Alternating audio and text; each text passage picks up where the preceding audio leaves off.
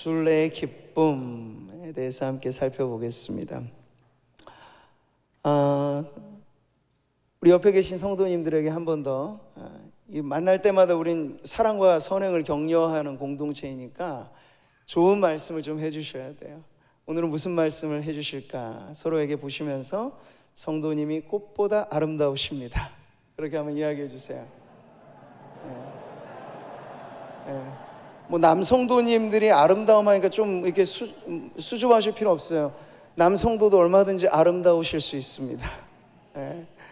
우리 주님 앞에서 언제나 그렇게 예수 닮아가는 것이 아름다워지는 삶이잖아요.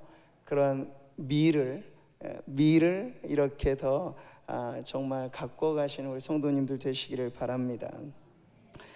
자, 이제 오늘 지나면 철로역정 코스로 말하자면 이제 딱 2코스가 남습니다. 그래서 시간적으로 제가 보니까 작년 6월부터 철로역정을 시작해서 중간에 뭐 중단된 것도 있지만 근 1년의 시간을 넘어오면서 보고 있습니다. 물론 더 찬찬히 살펴보면 더 세밀하게 들여다볼 만한 가치가 충분히 있는 아주 구원에 관한 정말 성경 다음의 베스트셀러라고 하는 건 그만큼의 가치가 이미 보증된 것이거든요. 그래서 이렇게 살펴볼 때 무엇보다도 이 철로역정의 세세한 내용은 이제 성도님들이 사실 직접 더 자주 탐독하고 살펴보시면서 성경과 또 철로역정을 함께 두고 내 여정이 지금 어디에 속해 있나라는 걸 점검하시면서 보면 좋겠는데, 하나 분명한 건 세세한 기억까지가 나지 않아도 이 철로역정에 연속되어지는 우리가 메시지를 나누면서 성도로서 나의 정체성에 대해서 우리는 확인하는 것이죠. 따라해 보실까요? 나는 순례자입니다. 나는 천국 순례자입니다. 근데 바로 그것이에요. 그러니까 우리는 저마다 뭐 사회적인 직함이 있고 교회적인 직분도 있고 집에 가면 어머님, 아버님 여러 가지 관계적인 우리의 정체성이 있습니다. 근데 어느 것을 우선하여 사느냐가 뚜렷한 인생관을 만들어주는데, 성도로서 가장 좋은 정체성 중에 하나는 우리가 천국 순례자로서 중단됨 없이 마지막 종착점은 이제 우리가 그토록 바람하지 않는 천성에 이르게 되는 것인데, 그때 이르도록 우리는 멈춤 없이 순례자로서의 이 길을 걸어가고 있습니다. 이건 과정이거든요. 과정. 계속되어지는 그런 어떤 정체성을 가지고 우리의 인생의 행보가, 그래야 순례자로서의 정체성을 가져야 뒷걸음질 치지 않습니다. 순례자의 인생길에 고난이 왜 없습니까? 있지요. 역경도 있지요. 시험도 있고요. 그러나 그게 다 우리를 뒷걸음질 치게 만드는 게 아니고 우리가 천성 가는 마지막 갈 길까지 놓여져 있는 하나의 과정이라고 하는 걸 우린 배우게 되는 거죠. 그래서 여러분이 시험에 맞닥뜨릴 때 어떤 기가 막혀 웅덩이를 또 이렇게 경험하게 될 때 이게 나 죽으라나 보다라는 게 아니고 이걸 통과하라는 얘기예요. 이걸 지나서 천성을 향한 나그네 길, 순례자의 길을 전진 앞으로 계속해서 나아가라는 그러한 주님 하늘의 부르심이 순례자로서의 정체성을 가지면 아주 분명하게 가질 수 있는 거죠. 죄 많은 이 세상은 내 집 아니네, 우리가 그렇게 찬송 부르잖아요. 이건 천국 순례자들이 고백할 수 있는 노래이죠. 아무리 여기가 좋아도 아무리 또 힘들어도 순례자는 머무르지 않습니다. 여기가 좋사오니 주저앉지 않습니다. 가는 거죠. 계속 출발한 목적지가 있으니까 본향을 향하여 나아가는 목적지까지 도달하기 전에 우리는 여기가 좋다고 텐트 치셔서는 안 되고 계속해서 우리의 마음의 여정은 천성을 향하여 나아가는 순례자가 되어야 할 줄 믿습니다. 자, 철로역정 그걸 우리에게 일깨워 주는 거예요. 여러 많은 사건 사고가 다 이 안에 사실은 포함된 메시지이잖아요. 우리가 지난 시간에 마법의 땅을 지나면서 크리스천과 소망이 어떤 위험에 또 처해 있는가를 보았죠. 졸아서 잠들고 막 혼미해지는 그런 상태에 또 빠질 뻔하였는데, 이것을 극적으로 빠져나오는 방법으로 크리스천과 소망은 성도의 교제를 나눕니다. 성도의 교제가 무엇인가 하니 지나온 삶의 여정을 뭐 시실콜콜 잡다한 이야기로 하는 것이 아니라 내가 예수 믿어 여기까지 오는데 인생의 경로를 한번 쭉 훑으면서 저마다 세부적인 이 경험들은 다 다르거든요. 그러니까 성도들이 모일 때 내가 예수님을 만났던 경험, 인격적으로 주님을 모시고 주님과 더불어 살아오면서 겪었던 여러 가지 많은 인생의 슬픔과 인생의 기쁨과 그것을 오가면서 나눌 만한 신앙의 간증들이 사실은 이 순례길에 우리가 노곤해지기 쉬운, 코로나로 인하여 마비되는 증상같이 교회 공동체가 멈춰지는 것과 같은 그러한 위기의 순간을 타개하는 방법은 이 안에 여전히 가능한 성도의 교제인 줄 믿습니다. 그러니까 코로나도 막을 수 없는 게 성도의 교제예요. 왜냐하면 우리의 교제는 영적인 교제이기 때문에 대면하고 만나서 그게 어려워도 우리는 서로를 위해 기도해주고 안부를 물어주고, 이것은 여러분 무엇으로도 금할 수 없고 끊을 수 없는 교제인데, 바로 천국 순례길에 이런 교제가 이루어지는 것이 우리를 위험으로부터 건지는 매우 중요한 방법이다 하는 걸 우리가 보았죠. 자, 오늘 이어지는 장면은 그 마법의 땅과는 정반대로 아주 기쁨의 땅에 이르게 되는데, 그 땅의 이름을 우리가 조금 낯설기는 합니다만 성경에 나와 있는 지명 뷸라의 땅으로 소개하고 있습니다. 자, 여기서 정말 순례자로서 우리가 누려 충만하게 맛보게 되는 기쁨이 과연 무엇인가 하는 것을 살펴보겠습니다. 자, 뷸라의 땅에 이른 이 순례자 두 사람의 모습을 철로역정은 이렇게 묘사하고 있습니다. 같이 한번 읽어보시죠. 꿈에서 보니 이제 두 순례자는 마법의 땅에서 벗어나 뷸라의 땅에 들어서고 있었다. 그곳의 공기는 더없이 상쾌하고 길은 이 땅의 한가운데로 곧게 뻗어 있어서 두 사람은 한동안 기분 좋게 길을 걸었다. 이 순례자의 행보를 보여주는 내용에 뷸라의 땅이 등장하죠. 뷸라의 땅이 어디인가? 우리가 함께 읽은 이사야 본문 말씀에 나와 있는 지명이에요. 다시 한번 4절을 읽어보겠습니다. 시작.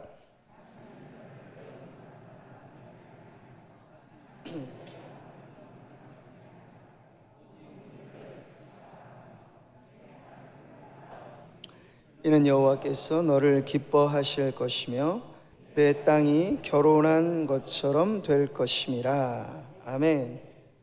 자, 여기 이 말씀에 나오는 뷸라라고 하는 땅은 실제 있는 지명은 아니고, 이것이 이제 상징하는 바는 이 땅에 하나님의 백성들이 회복될 때 황무지가 변하여 뷸라로 이렇게 불려질 것이다 라고 말하는 건 이 황무지와 정반대되어지는, 이 뷸라라고 하는 말의 어원이 결혼한 여자 뭐 이런 뜻을 담고 있어요. 그래서 남편의 보호 아래 행복한 안정감을 누리고 있는 그 모습을 연상케 해주는 것이 바로 뷸라라고 하는 이 단어의 의미입니다. 그 앞에 나와 있는 헵시바는 하나님이 기뻐하신다, 기뻐하는 자, 이런 의미를 담고 있고요. 그래서 이전까지는 버림받은 자처럼 그렇게 허탈하게 살아가는 인생들이 이제 하나님의 백성이 될 때 하나님께 기뻐하심을 입는 헵시바라 그렇게 불려지고, 우리의 인생이 허허벌판과 같았는데 이제 하나님의 은혜로 우리 안에 기쁨이 넘쳐나는 그러한 뷸라의 땅, 마치 그리스도의 신부로서 존귀함을 입는 하나님의 백성들의 모습을 이렇게 보여주고 있는 것이죠. 자, 그래서 헵시와 뷸라는 이 땅의 하나님 백성 된 교회가 이제 오늘 우리에게 적용하면 교회가 누리게 될 기쁨과 안정을 나타내는 지명이라고 할 수 있겠죠. 제가 이 철로역정을 쭉 강해하고 설명하면서 기회가 좀 됐으면, 그래도 우리나라에선 제일 지금 철로역정의 코스를 잘 만들어 둔 것이 가평에 있는 필그림 하우스라는 곳인데, 거기를 한번 가보면 사실 생생하게 코스마다가 아주 이게 잘 와닿아요. 그래서 코로나 시기만 아니었으면 제가 훈련 학기나 이런 시간들을 좀 통해서 이렇게 설교로 풀어내는 철로역정 말고 조금 더 성도들과 신앙에 더 구체적으로 적용할 수 있는 훈련 과목으로 사실 철로역정을 나누면서 그 마지막 코스를 필그림 하우스 철로역정 코스로 갔다 오는 걸 생각하였는데 아직 생각은 하였으나 길이 열려지지 않아서 나중에는 꼭 한번 해보고자 하는 계획 중에 하나입니다. 그러니까 하면 제가 그래서 중간중간 계속 이미지로만 맛보기로만 이렇게 보여드렸던 장면인데요. 거기 가면 이 코스의 마지막 즈음에 바로 뷰라의 땅이라고 하는 곳을 이렇게 만들어 놓았습니다. 물론 이 세상의 이 지형이나 구조물로 그것을 이 상징적인 뿔라의 땅을 표현하기 쉽지 않지만 저희 가면 이 직접 발을 걸어 다니면서 순례를 체험한다는 게 고단한 일이거든요. 근데 그 고단함에 좀 이제 쉼을 가질 수 있도록 마지막 코스쯤에는 저렇게 편안한 안식처를 만들어 놓은 것, 저곳을 뷰라의 땅이라고 지명을 붙인 거죠. 천성에 이르는 마지막 과정 전에 우리는 다음 주에 보겠습니다만 죽음의 강이라고 하는 마지막 관문을 사실 통과해야 돼요. 근데 그 전에 막 경험하게 되는 것을 뷰라의 땅이라고 한다는 건 그게 뭘까? 이것은 천국에서 누리는 기쁨과는 똑같은 것은 아니지만 거의 그것에 버금갈 만한 천상의 기쁨을 맛보는 그 상태를 바로 뷰라의 땅이라고 이야기를 하는 거죠. 이게 어떤 특정한 지명, 우리가 뭐 성지순례 해가지고 어떤 지리적인 곳, 장소를 의미한다면 거기 가야겠죠. 가야만 누리는 것이니까. 근데 그런 것이 아니고 헵시바라, 뷰라라 말씀하실 때는 구원받은 하나님의 백성된 교회가 영적인 상태로서 천상의 기쁨을 맛보게 된다 하는 걸 지금 가르치고 있는 거예요. 자, 여러분, 성도로서 살아가면서 우리는 세상의 일원으로서도 고생합니다. 게다가 성도로서도 고난을 당합니다.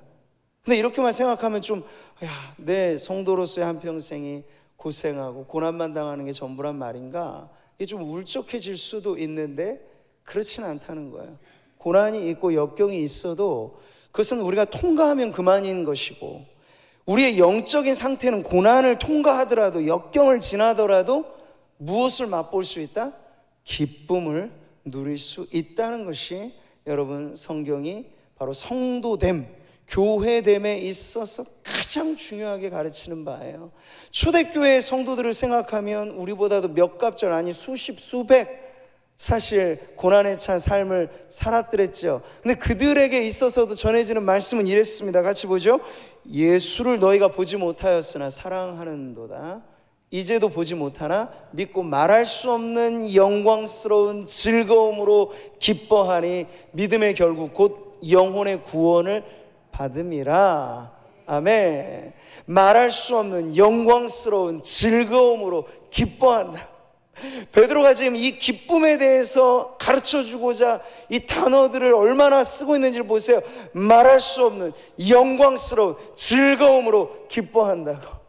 할 수 있다면 이걸 더 말하고 싶었던 것 같아요. 그만큼이나 성도로서 고난은 당하도, 불시험을 당하는 것 같은 역경을 통과해도 이건 빼앗기지 않는다는 거예요. 말할 수 없는 영광스러운 즐거움으로 기뻐할 수 있다는 이야기죠. 할렐루야. 육신의 헌장막에 갇혀 때로는 질병의 고통이 우리를 아프게 할 때에도 말할 수 없는 영광스러운 즐거움으로 기뻐할 수 있는 줄 믿으시기 바랍니다. 내 뜻대로 사업이 좀 안 되고 가진 것 조금 손해가 있어도 말할 수 없는 영광스러운 즐거움으로 기뻐하는 성도들이 되시기를 축복합니다. 세상의 방식은 오락거리들을 만들면서 기쁨을 조장하죠. 그러나 천국 백성인 우리들이 맛보는 기쁨은 오락거리로 맛보는 기쁨이 아니고 예수 안에 있는 기쁨입니다. 그거죠, 여러분. 근데 주님이 어떤 분이세요? 고난으로 영광에 이르신 분이세요. 우리가 아파할 때 누구보다 내 아픔을 아시는 분이고, 우리가 고통당할 때 그 고통의 생활을 함께 통과하는 임마누엘이시죠. 주님이 떠나지 않으시니 주 안에 있는 기쁨은 우리가 믿음으로 주님을 붙잡기만 한다면 어떠한 환경, 어떠한 순간에도 빼앗길 수 없는 기쁨인 줄 믿습니다. 이게 바로 천성 가는 나그네 순례자들에게 허락된 기쁨이라는 것이죠. 사랑하는 성도 여러분, 요한복음 2장에 보시면 가나 혼인잔치의 이야기가 나오죠. 거기 보면 이것이 성도로서 우리가 교회로서 누리게 되는 기쁨의 미리 보기라고도 할 수 있겠습니다. 혼인잔치가 벌어졌어요. 그 당시 유대인들의 관습은 한 일주일 남짓 길게 혼인잔치를 이어가는 건데, 관건은 이 잔치 흥을 돋우는 이 포도주가 넉넉하게 비축되어져 있어야 한다는 것인데, 안타깝게도 이 가나 혼인잔치는 어느 시점인지 모르게 포도주가 동이 나 버렸어요. 이제 혼주가 난리가 난 겁니다. 사람들에게 이거 결혼식 준비 왜 이 정도밖에 못했어? 핀잔과 잔소리 들을 판이에요. 그때 예수님께서, 그때는 객으로 손님으로 초대를 받으셨는데, 주님이 물로 포도주를 만드는 기적을 통해서 여러분 그 잔치집에 꺼져가는 흥을 다시 일으켜 주셨죠. 이것은 하나의 미리복입니다. 예수님께서 그때에는 손님으로 오셔서 문제를 해결해 주셨지만, 이제 우리가 맛보게 되는 기쁨의 자리에서는 예수님이 직접 우리의 신랑이 되실 것이고, 우리는 예수 그리스도의 신부로서 온 교회와 성도들이 함께 맛보는 혼인잔치의 기쁨이 여러분 우리가 앞으로 누리게 될 최상의 즐거움이 될 거라고 가르쳐 주시는 거죠. 여러분, 계시록을 보면 우리가 장래에 맛보게 될 그 영광스러운 기쁨이 무엇인가 하는 걸 이렇게 가르쳐 줘요. 같이 보시죠. 우리가 즐거워하고 크게 기뻐하며 그에게 영광을 돌리세. 어린 양의 혼인 기약이 이르렀고 그의 아내가 자신을 준비하였으므로, 여기 어린 양 되신 예수 그리스도, 그의 신부 누구입니까? 바로 예수 그리스도의 신부라 불림받은 교회요 성도들입니다. 이게 여러분 교회의 가장 존귀한 모습을 보여주는 장면이라고 할 수 있겠어요. 오늘 말씀도 다시 한번 그 내용을 이렇게 미리 가르쳐 주잖아요. 5절 말씀, 마치 청년이 처녀와 결혼함 같이 내 아들들이 너를 취하겠고 신랑이 신부를 기뻐함 같이 내 하나님이 너를 기뻐하시리라. 우리가 마지막에 최후의 심판이라고 말하는 건 여러분 세상에는 두려움이겠으나 성도들에게는 가장 극치의 기쁨이 개막되는 순간이에요. 그러니 여러분, 주님 어서 오십시오라는 게 우리가 학수고대할 기도요 소망이지, 야 주님 오시면 어찌할까 걱정 근심의 내용이 절대로 될 수가 없는 거죠. 그럴 때 여러분 우리는 이제 개막된 혼인잔치의 신부로서 당당하게 그 기쁨을 맛보게 될 것입니다. 그러나 지금은 어떨까? 지상의 교회, 주님이 오시기를 예비하고 준비하고 기다리는 지금의 교회는 신랑을 맞이할 준비를 하는 그러한 단계라고 말할 수 있겠어요. 근데 하나의 공통점은 우리가, 교회가 그리스도의 신부로서의 거룩함과 순결함을 가지고 이 기쁨의 잔치에 참여해야 된다는 것이죠. 여러분, 결혼식에 이르게 될 때까지 신랑과 신부의 가장 중요한 문제는 순결의 문제잖아요. 네, 이것이 깨어지면 아무리 좋은 걸 많이 준비하고 한들 여러분 그게 최상의 준비가 되겠습니까? 어린 양의 혼인잔치에 이르도록, 그래서 하나님이 우리에게 원하시는 건 교회가 다른 것에 더 뛰어나고 이런 것이 아니고 그리스도의 신부로서의 영적인 순결함을 가지고 있느냐, 바로 그게 신랑을 맞이할 준비하는 교회가 가져야 될 모습이고요. 그래서 우리의 기쁨은 앞서도 말씀드렸습니다만 세상적인 오락거리들로 맛보는 그러한 기쁨이 아니고 예수 안에 성도로 살아갈 때만이 맛볼 수 있는 바로 그러한 신령한 거룩한 기쁨인 줄 믿습니다. 그러니까 우리가 이런 기쁨을 사실 추구해야 한다는 것이죠. 데살로니가 전서에서 항상 기뻐하라고 말씀하실 때 이게 그냥 늘 웃으면서 웃으면 복이 오네 하면서 이렇게 허허실실하면서 살라는 그러한 막연한 얘기가 아니고요, 그리스도 안에서 우리가 신부로서의 정결함을 가지고 정말 세상에 가장 존귀하신 그분의 신부로 내가 부름을 받았다라고 하는 그 자부심을 가지고 기뻐하라는 말씀이에요. 여러분, 그 기쁨은 바로 이런 것이죠. 하박국은 이 기쁨을 이렇게 노래합니다. 같이 보시죠. 나는 여호와로 말미암아 즐거워하며 나의 구원의 하나님으로 말미암아 기뻐하리로다. 어떤 기쁨이죠? 하나님으로 말미암아, 구원의 하나님으로 말미암아 기뻐한다는 것이, 이것은 줄어들지 않아요. 세상 환경에 영향받지 않아요. 시절을 따라 움직이지 않아요. 변함없어요. 하나님이 변함없으신 분이시니까. 주 안에 있는 나에게 이러한 기쁨은 여러분의 삶의 형편에 어떠함에 좌우되지 않고, 우리가 정신 바짝 차리고 순례자로서의 우리의 정체성을 잃어버리지 않고 그리스도의 신부로서의 정결한 기쁨을 잃어버리지만 않는다면, 시절이 아무리 힘들고 세상이 아무리 각박하고 어려워도 여전히 퐁퐁 솟아나는 옹달샘처럼 맛보게 되는 기쁨의 샘이 될 것입니다. 나를 믿는 자는 그 배에서 생수의 강이 흘러나리라 말씀하셨을 때 그 생수의 강이 바로 성령의 충만함인데, 성령 충만이 여러분 경제에 따라 주어지기도 하고 안 주어지기도 하는 것입니까? 아니잖아요. 세상 형편 따라 성령 충만이 있기도 하고 없기도 하고 아닙니다. 이것은 언제나 우리의 영적 상태가 그리스도의 신부요 순례자로서 세상과 짝하지 않고 오히려 거룩하게 구별되어서 기쁨을 맛보되 세상의 즐거움에 놀아나는 것이 아니고 예수 믿는 성도답게 기뻐함을 추구하면서 그렇게 살아가려 하면 성령의 충만은 마치 중단됨 없이 흘러나오는 생수의 강이 될 줄 믿습니다. 오늘도 우리 사랑하는 성도님들 한 분 한 분이 생수의 강을 경험하시기를 바라요.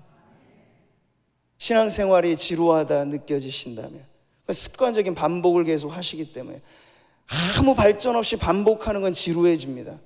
예배가 여러분 지루하게 느껴지십니까? 혹여? 그러면 여러분 우리 안에 무엇이 없다는 거예요. 생수의 강이 마치 다른 홍수는 범람하면 위험하지만 성령의 강줄기가 범람하는 것은 축복입니다. 그게 우리에게 경험되지 않는다는 거예요. 그러니 여러분, 우리가 찬양하며 기도하며 말씀 듣고 예배하는 이 현장에서 조차 기쁨을 맛보지 못한다면 세상 어느 천지에서 이런 기쁨을 얻을 수 있겠습니까?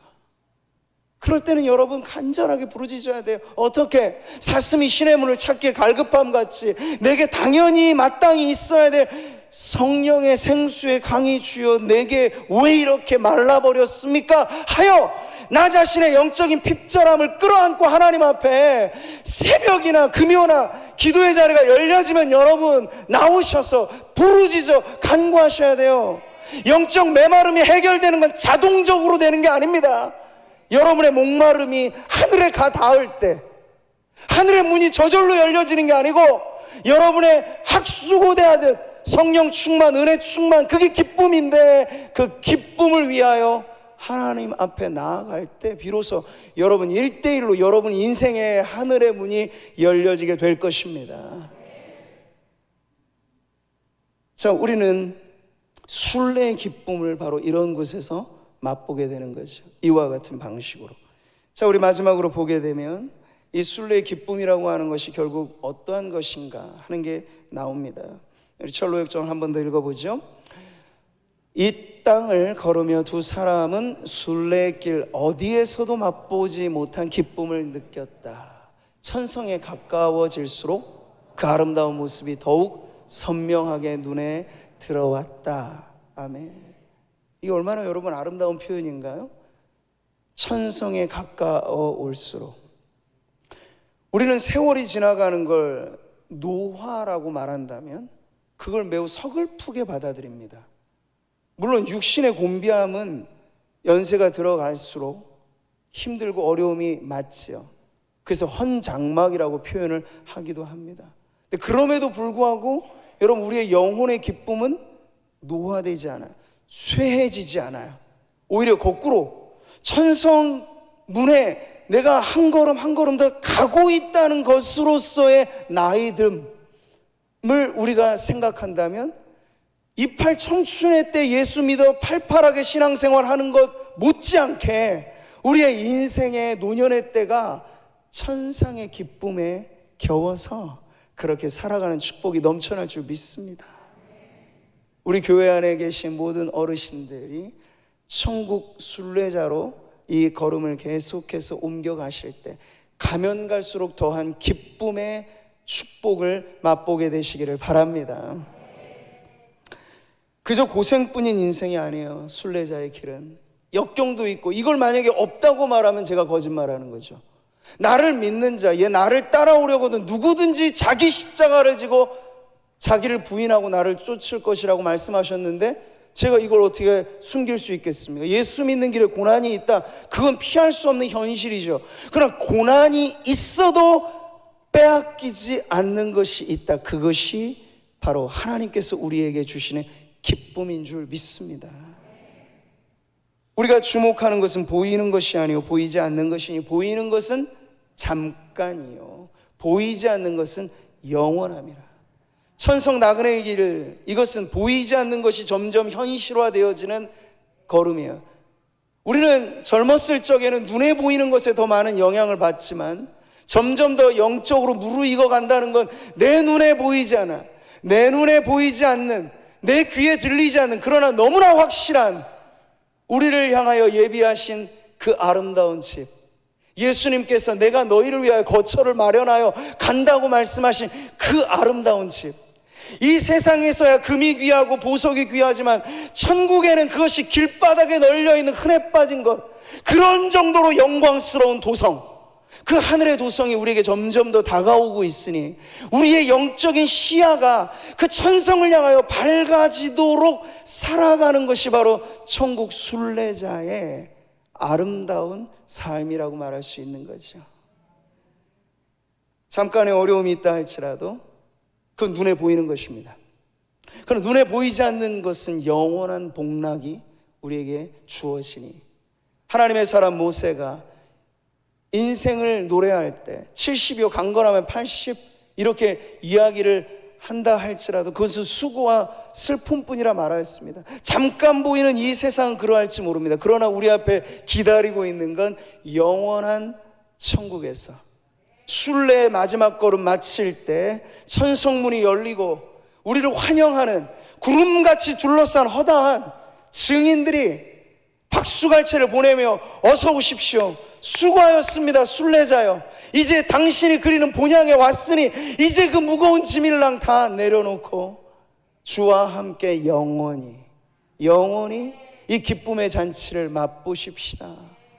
우리 앞서 이 천성에 들어간 우리가 알고 있는 믿음의 모든 성도들이 지금 우리를 그렇게 기다리고 있는 곳에 우리가 가고 있으니, 여러분, 우리의 인생의 나이듦이나 노화나 심지어 죽음마저도 우리에겐 두려움이 아니고 그것이 천성으로 가게 된 누구나 겪게 되는 과정인데 우리는 그걸 피하고 불운하게 생각하고 하는 것이 아니라, 하나님, 내가 천국 순례자로서 이 마지막 관문까지 통과해야 가는 곳이 그곳이라면 주여 저에게 담대함을 주셔서 질병과 죽음과 그 어떤 것에도 기죽지 않고 두려워하지 않고 끝까지 담대하게 천국 순례자로 걷게 하소서. 이런 기도를 건강할 때 하셔야 돼요. 그리고 아프실 땐 더더군다나 하셔야 되고, 우리 안에 줄어들지 않고 빼앗기지 않는 순례의 기쁨을 여러분이 맛보게 되시기를 축복합니다. 고난으로 영광에 이르신 예수님께서 이 내내 우리의 순례의 길에 동행하십니다. 그리고 우리가 맛보는 기쁨이란 바로 그 기쁨을 우리가 다시 반사시키는 거죠. 달빛이 아름다운 건 햇빛이 있기 때문이에요. 성도의 기쁨은 어디서 기인합니까? 우리를 바라보며 기뻐하시는 내 주 하나님 아버지의 기쁨이 우리에게 반사되는 것이에요. 여러분, 그 기쁨은 어떤 기쁨이라고 스바냐는 노래합니까? 너의 하나님 여호와가 너희 가운데 계시니 그는 구원을 베푸실 전능자이시라. 그가 너로 말미암아 기쁨을 이기지 못하시며 너를 잠잠히 사랑하시며 너로 말미암아 즐거이 부르며 기뻐하시리라. 아멘. 꽃들을 예쁘다 말씀하셨지만 우리는 꽃보다 귀하다 말씀하셨어요. 이런 우리를 보시는 주님의 눈은 얼마나 우리를 어여쁘다 말씀하시고 우리를 귀하게 여기시며 말씀하시잖아요. 우리를 바라보시는 주님의 기쁨은 이기지 못할 정도의 기쁨이라고 말씀을 하시죠. 여러분, 우리가 말씀을 통해서 나를 귀하다 보시고 나를 이렇게 말씀하시는 하나님이 나와 함께 하시는 것을 알 때 바로 하나님의 기쁨이 나의 기쁨 되어 우리도 매일같이 살아가는 이 날들을 그렇게 기쁨으로 걸어가게 될 줄 믿습니다. 너의 하나님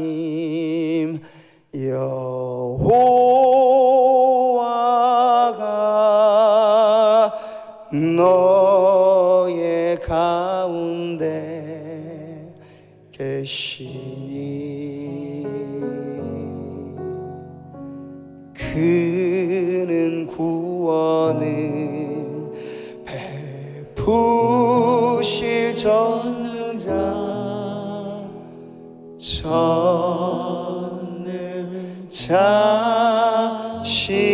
전능자시라. 그가 너로 인하여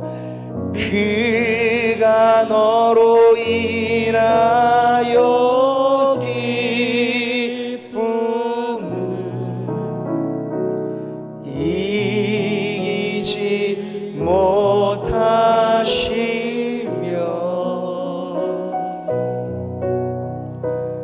너를 잠이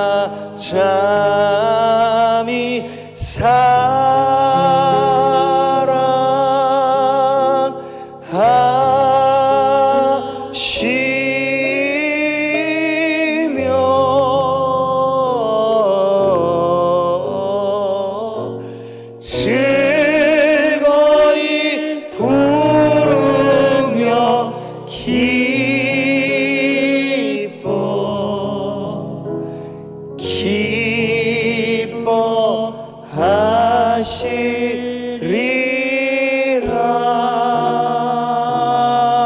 기뻐하시리라. 할렐루야.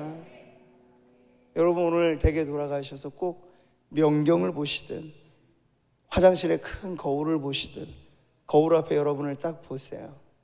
그리고 하나님이 여러분을 어떻게 보시는지 믿음으로 얘기해 주세요. 야, 참 너 멋지다. 야, 참 너 어여쁘다. 너는 얼마나 그렇게 사랑스러운지, 너는 얼마나 그렇게 귀한지 몰라.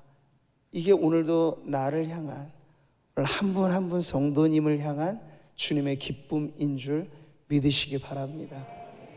그 기쁨이 날마다 확인될 때 우리도 억누를 수 없는 기쁨의 샘이 터져 나오는 거예요. 외부에 자극을 줘서 웃기게 하는 게 아니고 우리 안에서부터 생수의 강이 솟아나는 거죠. 나를 기뻐하신 주님의 기쁨이 내게 전해질 때 나도 주님을 그렇게 기뻐합니다 고백하면서 어려움 없지 않으나 고난도 우리에게 있을 수 있으나 그럼에도 빼앗기지 않는 이것, 이 기쁨을 가지고 우리 앞에 주어진 순례의 길을 끝까지 완주하는 천성 하늘 순례자 되시기를 주님의 이름으로 축복합니다.